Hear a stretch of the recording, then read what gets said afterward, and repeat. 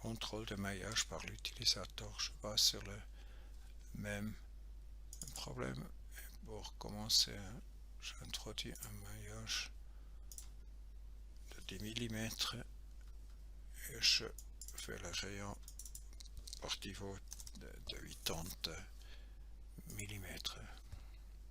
Ça me donne cette maillage plus ou moins utilisable et maintenant j'ai la possibilité de contrôler largeur des éléments. Contrôle de maillage, beaucoup différents de possibilités. Je commence avec nombre sur l'arête. Je veux sur cette arête par exemple 10 éléments. Il me fait 10 éléments simplement si je fais mettre à jour. Vous voyez, les éléments sont devenus plus petits. Je fais une deuxième variante contrôle de maillage.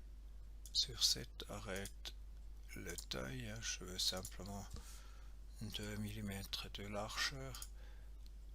Il faut mettre à jour et à la maillage. Vous voyez les différences là. Contrôle de maillage, taille sur l'arête, simplement cette arête, je veux contrôler et je fais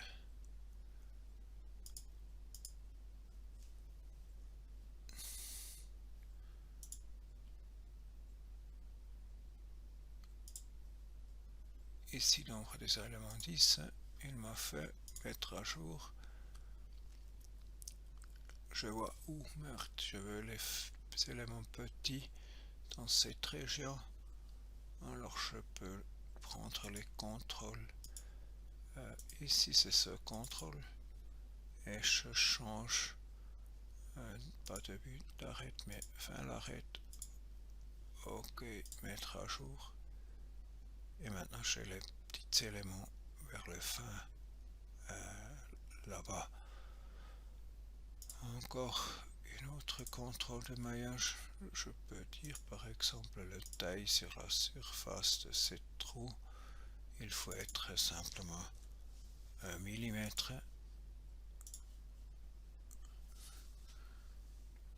Et il m'a fait les petits éléments dans le trou où je peux aller dans le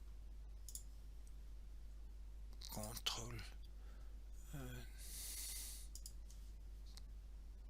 Par exemple là, dans la direction là, je veux largeur de 2 mm et par angle par 90 degrés par exemple.